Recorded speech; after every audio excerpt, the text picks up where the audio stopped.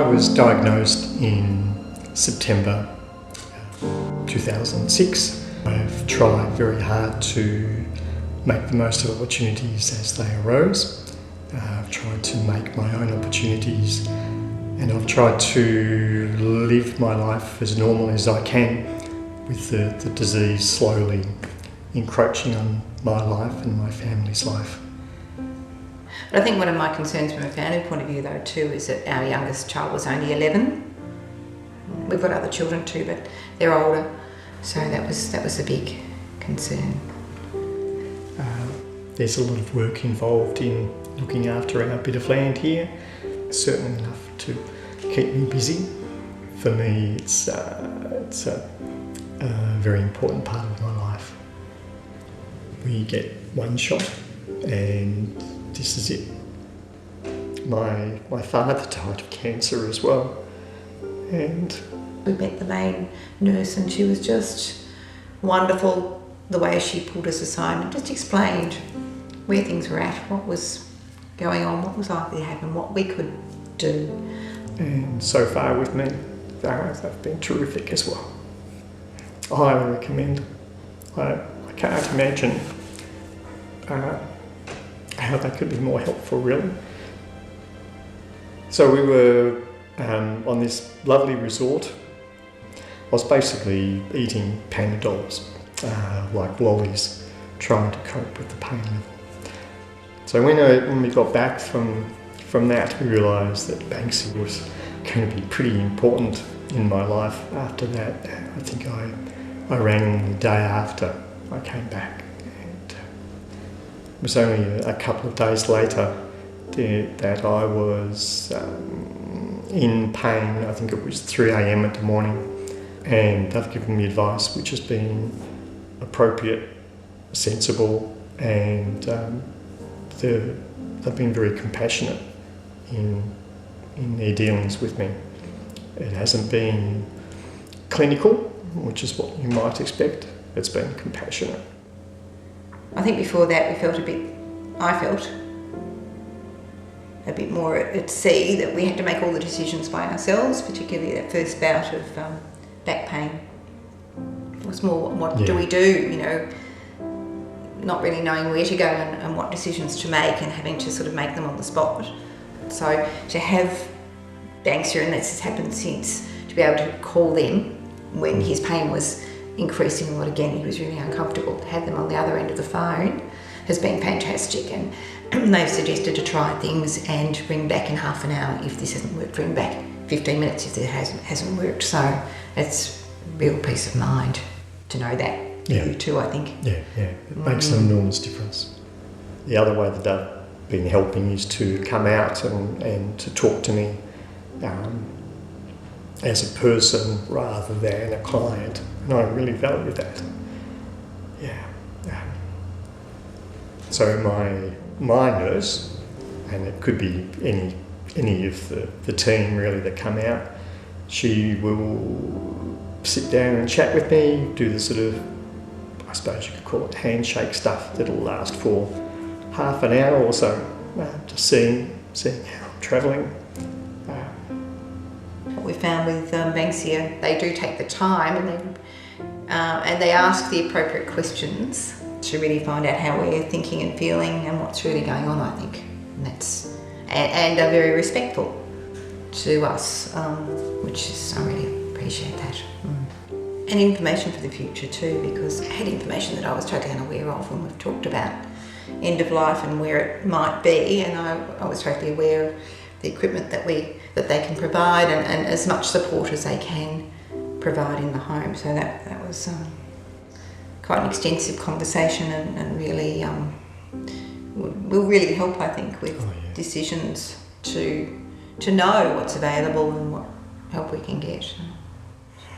Well, Lawrie has expressed that he would like to be here, and I would like to honour that, but I can't promise that. Really depends on how you're coping, because I wouldn't be able to lift very much, that sort of thing. I'll have a bed, it'll be literally propped here somewhere. I'll have a view I'll be part of the family. I'm not going to cook meals for them anymore at that stage, of course. But, I won't feel isolated. That's all good. But that's the hope. So they've talked about bringing in hospital beds and equipment that would help with positioning and whatnot for you, so that I guess you're more comfortable. Those sorts of things. I was totally unaware of the availability of things like that. It's hard on the carer and the whole family as well. Years ago I might have said be really positive, and I do still think it's important to be positive in your attitude. In more recent years it's been a more honest relationship, I think, as time's gone on. So we've actually talked about the choices have always been his, but sometimes I've really wanted him to understand the consequences perhaps of those choices. So that's a different relationship, so it really depends on the person. I'd say together, if you can, seek information. That's certainly what worked for us. That was really important, so that we felt we had some control. And to live life, we for both the carer and the patient, if you like, we did things that we hadn't done before. So we planned. So I'd suggest to, depending on the time, of course, people seem to have and how well they are, but do things. The bushfires of 2009 certainly took me by surprise as well, and they've been an additional challenge for myself and my family to work through. If I was to go back, I would not recommend to anybody to build a house or two houses. It took too much time from my family. So we've had a double whammy, if you like. Yeah, so that's been a bit tough. In the past, I thought of palliative care as very end stage. That's the way I used to think, and I know if I say that word to other people too, they feel like, oh, I'm so sorry. This must be right at the end. Whereas my sister actually put me straight on that, and she said contact sooner rather than later. And it's managing that journey, so to speak. It's just a wonderful support because it's so specific. It's not a generalised support, it's really specific. And as I said earlier, it's a lifeline. Person on the other end of the phone as often as we need it, and we haven't needed that very much yet, but there have been times where it's been really important. And I anticipate there will be quite a few more of those. And also to know that there are other services there which we haven't really accessed much of yet, but there will be counselling if we want it. If we want it before or afterwards. There are other therapies and whatnot available too if we want it. I think art and music therapy was one, and that's something that our youngest son experienced again after the fires. So there are things that are maybe a specific use or interest to various people in the family maybe too, that would help. So it's just really nice to know that those sorts of things are available, but mostly it's a lifeline, just to know that they're there at the other end of the phone and to visit on a regular-ish basis.